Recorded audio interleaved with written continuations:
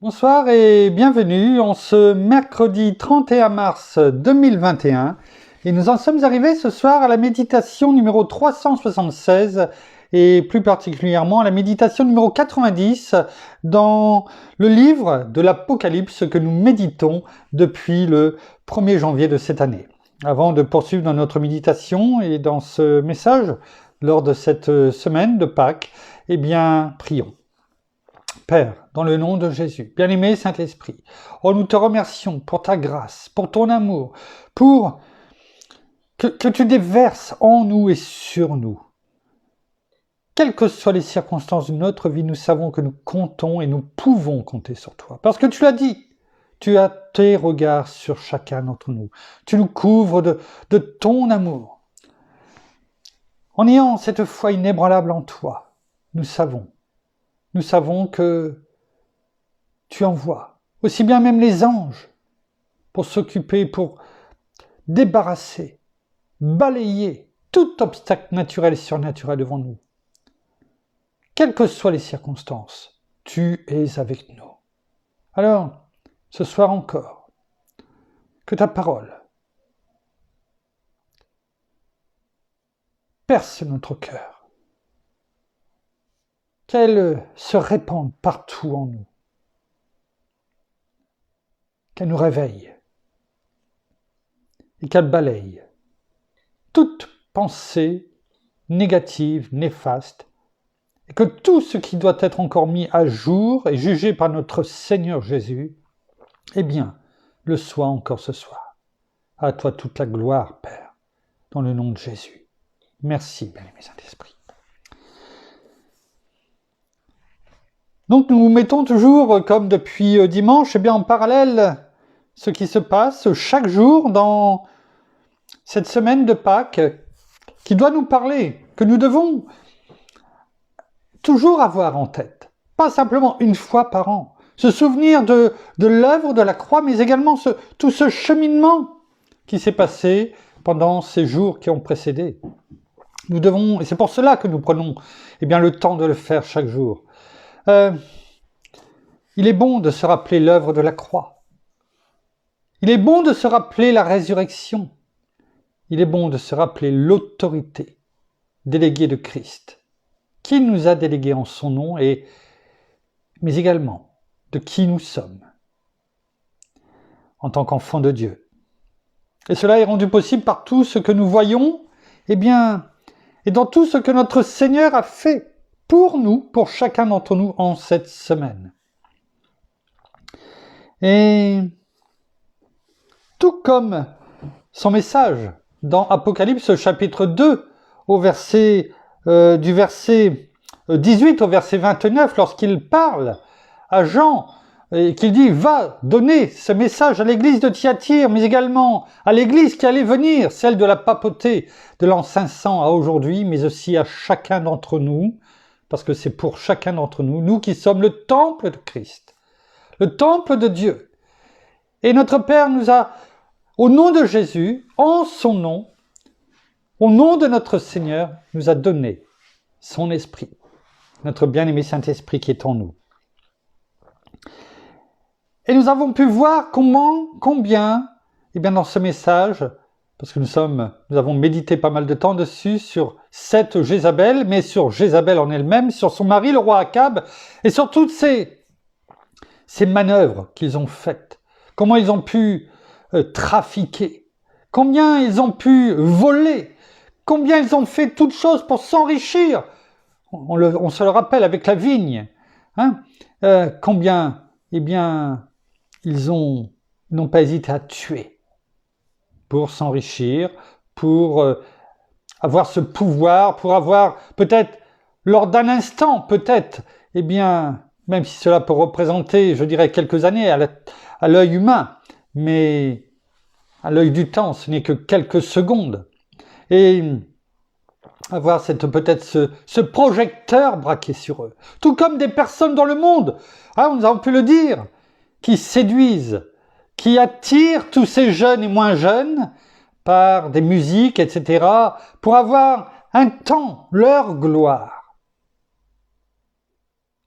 Et pour cela, ils ont donné leur âme au diable. Ils ont signé avec leur sang. Ils ont fait un pacte qu'ils vont traîner jusqu'à la fin de leur vie. Et si vous regardez bien, bien souvent, leur vie est assez courte. Posons-nous la question. Alors, que s'est-il passé en ce dimanche, lundi, mardi, mercredi, 4e jour de la semaine de Pâques? 4e jour. Rappelons que la semaine, pour les Juifs, commence dès le dimanche. C'est le premier jour de la semaine. On y reviendra en fin de semaine. Et là, que s'est-il passé? On peut s'apercevoir que la tension et la colère montent. On l'a vu déjà hier, lorsque notre Seigneur enseignait. Et les pharisiens, même si certains de leurs chefs, avaient cru, ils n'avaient pas fait ce pas de foi, mais d'autres, étaient dans l'incrédulité et cherchaient à faire mourir, à le faire mourir. Et là, ce lendemain, donc le mercredi, après tous ces enseignements, ce temps passé à enseigner, la tension monte. Et on peut le voir notamment, non seulement que on est bien mercredi, c'est bon de savoir dans la parole, voir où on se situe au niveau temporel des jours, et de voir bien sûr ce qui se passe. Et là, on peut le voir justement en prenant l'évangile de Matthieu au chapitre 26 et à partir du verset 2. Et c'est notre Seigneur lui-même qui parle. Que nous dit-il? Il est écrit « Vous savez que la Pâque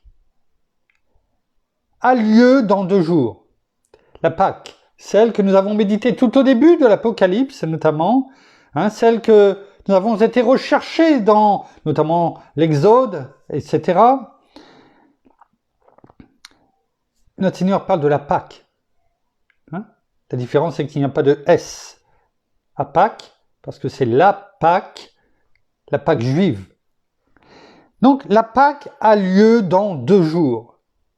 Et ce repas, la Pâque, c'était fêté le vendredi. Et on est bien le mercredi, jeudi, vendredi, dans 2 jours. On est bien dans le temps, chronos, on est bien positionné. Et il poursuit après avoir dit cela, et que le Fils de l'homme, c'est-à-dire il parle de lui, ils le savent très bien, il parle de lui.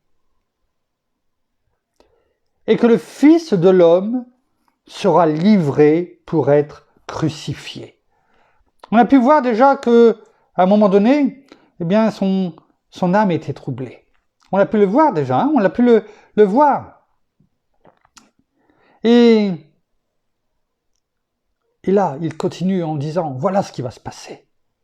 Je vous le dis, le Fils de l'homme sera livré pour être crucifié.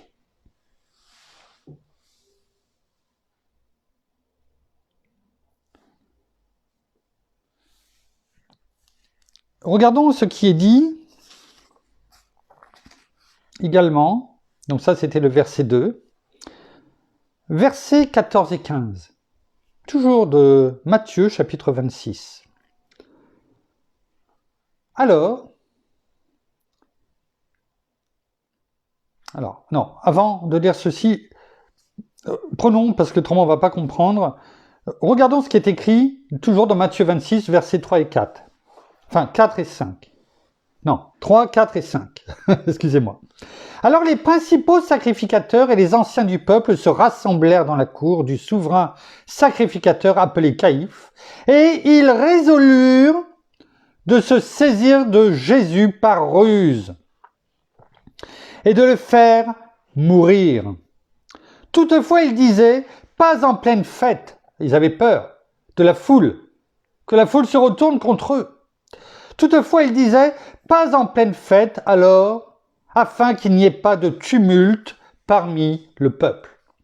Donc ils avaient peur de ce peuple. Donc ils voulaient faire les choses en ruse. Et pourtant, notre Seigneur a parlé lorsqu'il a dit « Le Fils de l'homme sera livré pour être crucifié ». C'était un message solennel. Combien de fois notre Seigneur nous parle de cette même façon, de façon solennelle? Et comment réagissons-nous? Comment réagissons-nous? Est-ce que nous réagissons en disant « Merci Seigneur ». Parce que tu me montres le chemin, parce que dans ce que tu me dis, bien non seulement je te crois, mais je sais que c'est pour mon bien. Ou est-ce que nous réagissons comme ces principaux sacrificateurs, en écoutant que d'une oreille, mais en ayant déjà les pensées ailleurs, comme c'était le cas pour eux, afin de faire mourir Jésus. Mais même si nous ne faisons pas comme eux, mourir Jésus, ne pas écouter sa parole, c'est le rejeter. C'est le rejeter. Ne pas écouter sa parole, la parole vivante, lui qui est la parole incarnée. Ne pas l'écouter, surtout ne pas la mettre en pratique. C'est le rejeter.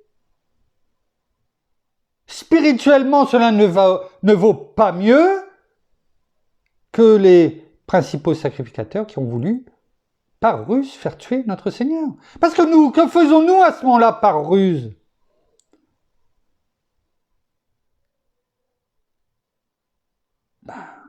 Nous écoutons, nous faisons bonne figure, nous faisons ce qu'il faut devant notre Seigneur, mais intérieurement, on est déjà passé à autre chose, où on dit le contraire de ce que notre Seigneur nous dit, où on fait le contraire, où on l'oublie. Oui, ça rentre dans une oreille et ça sort de l'autre. Mais on a l'impression de se donner bonne conscience.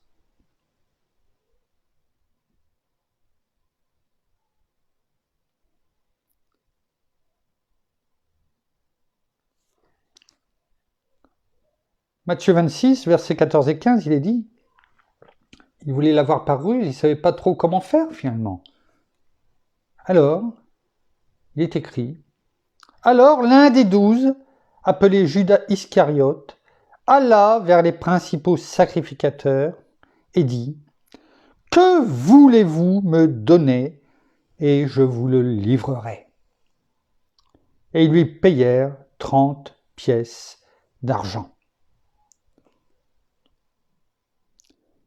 Ce même passage, quelque chose près, en tout cas qui nous le dit, on le retrouve dans Marc 14, Marc, chapitre 14,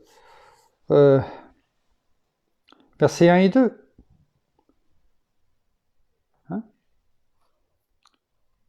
Car il disait pas en pleine fête afin qu'il n'y ait pas de tumulte parmi le peuple. C'est exactement la même chose. Mais on a un peu plus de précision, notamment dans Luc, chapitre 22. Luc, chapitre 22.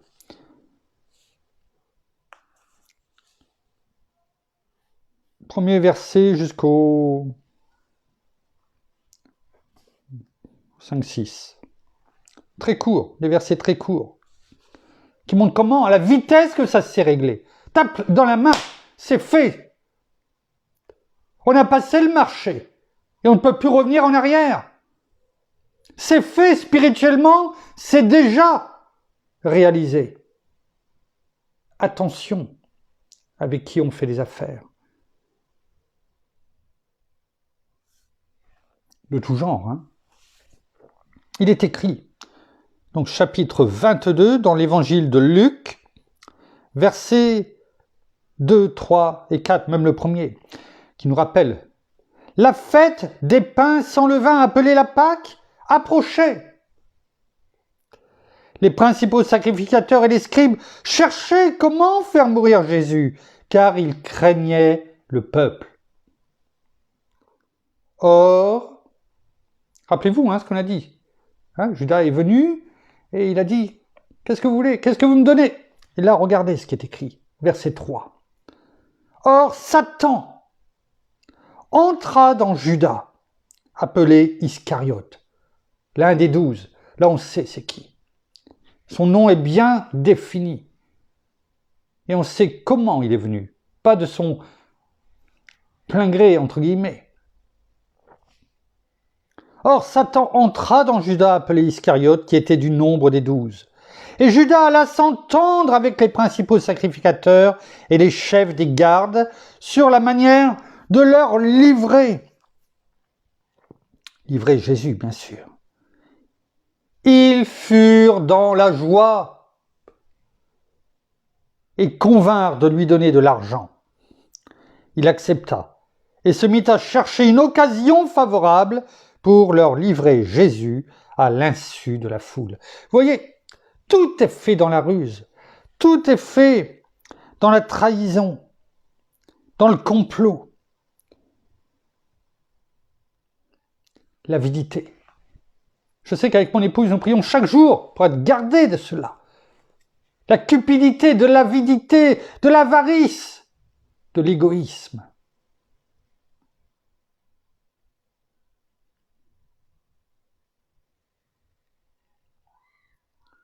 Combien de fois nous, sans peut-être le vouloir ou sans le comprendre, nous faisons des compromis avec la vie du monde. Acceptons quelquefois quelques centimes.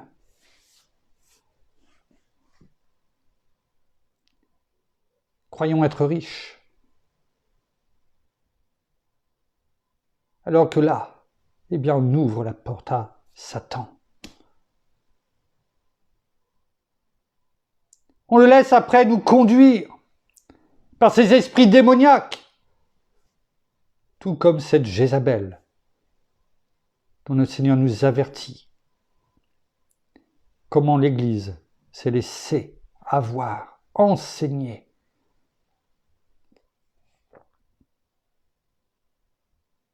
Voyez, là encore, on retrouve le parallèle avec ce que nous étions en train, et nous sommes en train d'étudier et de méditer dans Apocalypse chapitre 2, 18 à 29 du message à l'église de Thyatire.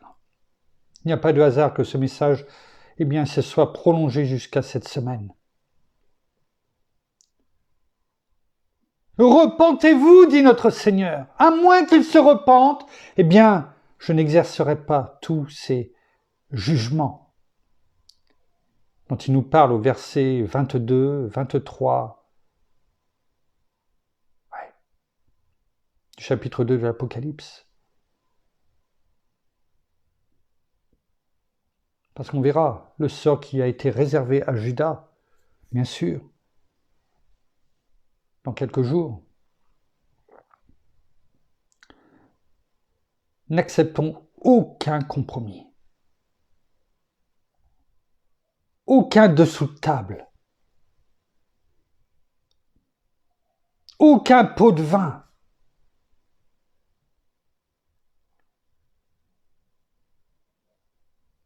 Ne pactisons jamais avec le monde, même si cela nous paraît pas dangereux, que ce n'est rien. Non.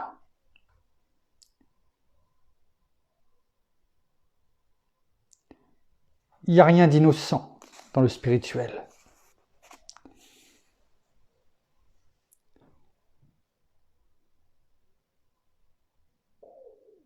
Aussitôt qu'une faille est ouverte, l'eau s'engouffre. Une faille ouverte, eh bien, forcément s'agrandit. Et au bout d'un moment, avec les intempéries de la vie, comme la pluie dans les crevasses, par exemple, ou les failles d'une maison, ou les fissures d'une maison, eh bien, si on ne le refait pas, ça s'engouffre petit à petit. C'est juste une question de temps. Et quand l'humidité est rentrée, eh bien, elle coule. Et les dégâts sont importants. Et c'est la même chose pour notre vie. Si nous ouvrons ces failles, si nous laissons le monde nous fissurer, sans réagir, eh bien,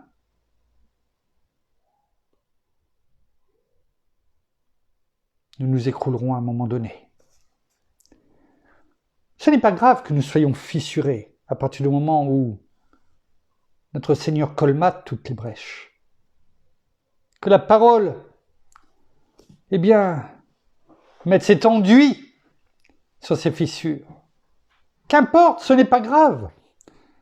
Mais le Seigneur nous dit, dans Apocalypse 2, au verset 23, « À moins qu'il ne se repente. » Verset 22. « Voici que je la jette sur un lit ainsi que dans une grande tribulation, et c'est-à-dire tous ceux qui l'ont suivi, qui écoutent ses enseignements, ou qui, pour différentes raisons, eh bien, ont peur de porter leur croix et de témoigner de ce que le Seigneur a fait dans leur vie et de qui il est, eh bien, et ceux qui commettent adultère avec elle, qui se laissent enseigner, qui savent que ce n'est pas bien et qui pourtant, eh bien, continuent à pactiser. À moins qu'ils ne se repentent de ses œuvres. Ce qu'il y a, le problème, c'est que quelquefois, et bien souvent, malheureusement, eh bien, vous savez, c'est l'histoire du poisson avec l'hameçon. Il voit l'appât. Quelque part, il sait que c'est bon, mais il sait que ça peut être dangereux. Et il va essayer de prendre l'appât sans se faire hameçonner. Malheureusement, la plupart du temps, c'est raté. Il est pris au piège. Comme ça, terminé, d'un seul coup. Attiré par cette nourriture du monde, nous sommes aussi attirés, à nous d'avoir ce discernement pour ne pas nous laisser hameçonner. Ouais. Je dirais presque harponner. Non seulement on est hameçonné, et l'ennemi nous harponne en tenant bien l'harpon, la ficelle. C'est ce qui est arrivé avec Judas Iscariote. Il y a toujours les conséquences de nos mauvais choix. Alors, le Seigneur nous redit encore ce soir, il n'est jamais trop tard. Jamais trop tard. Tu peux venir. Tu peux te repentir. Et je passerai l'éponge sur tout cela. Je passerai l'éponge sur tout cela.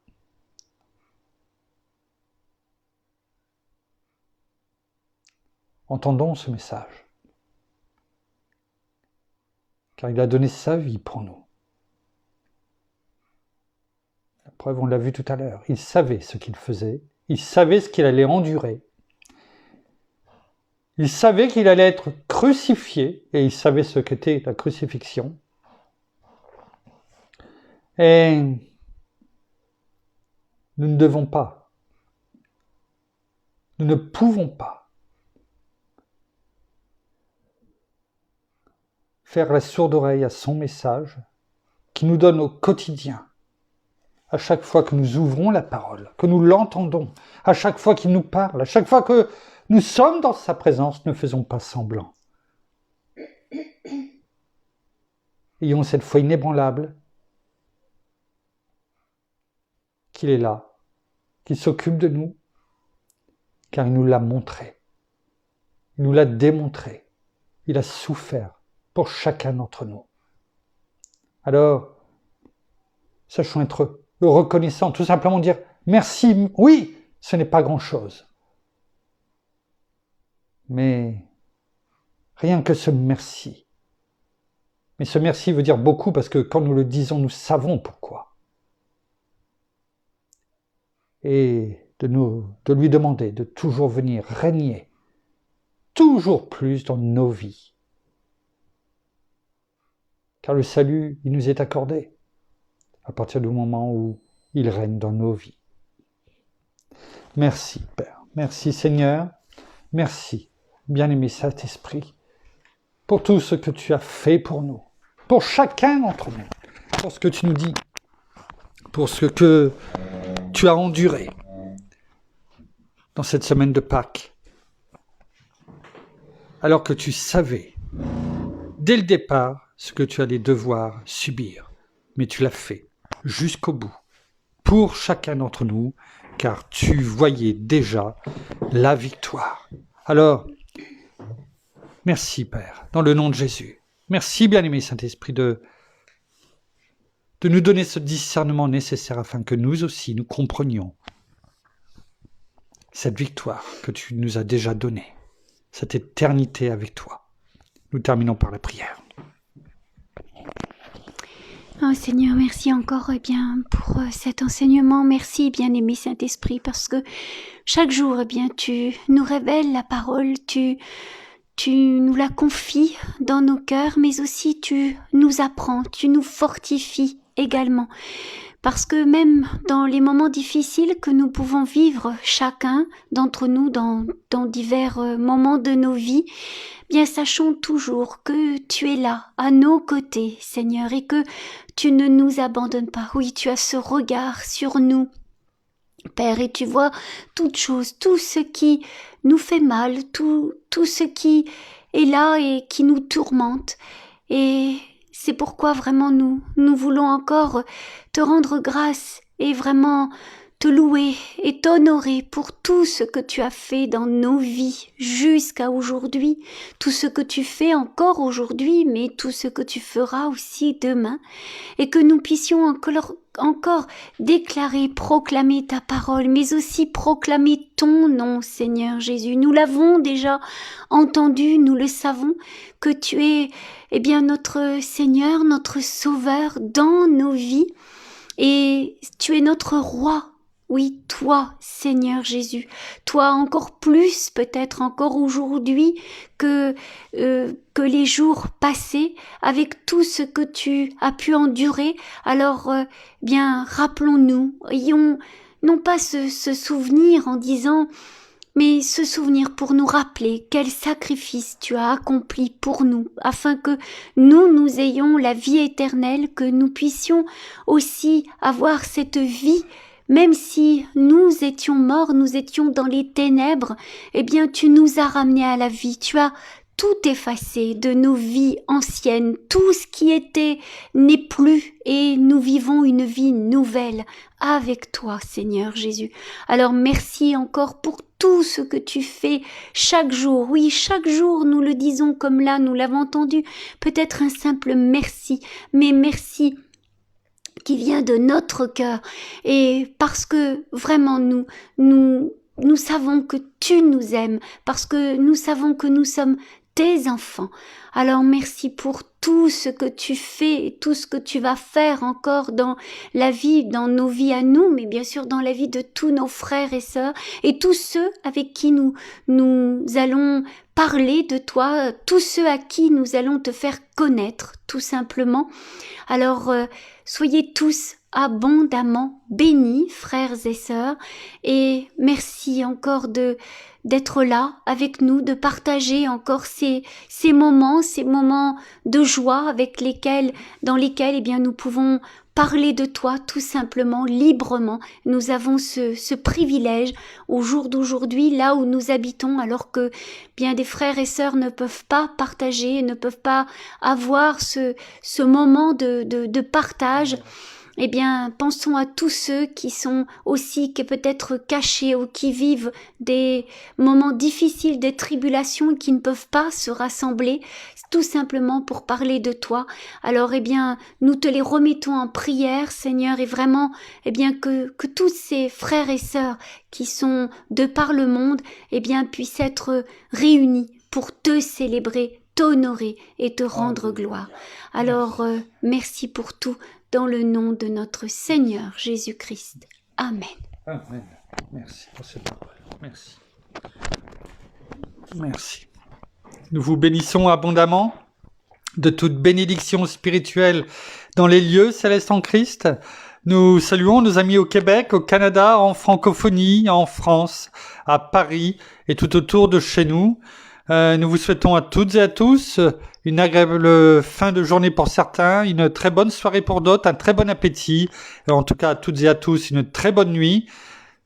Continuons à prier les uns pour les autres dans ces temps, afin que les âmes, le message de Christ, de notre Seigneur, de la parole, de l'Évangile, touche une multitude d'âmes partout dans le monde, quelles que soient les personnes qui l'amènent. Le principal, c'est que les âmes soient touchées et que les genoux plient devant notre Seigneur et Sauveur de notre vie. Soyez abondamment bénis. Nous vous donnons rendez-vous demain au même endroit, à la même heure.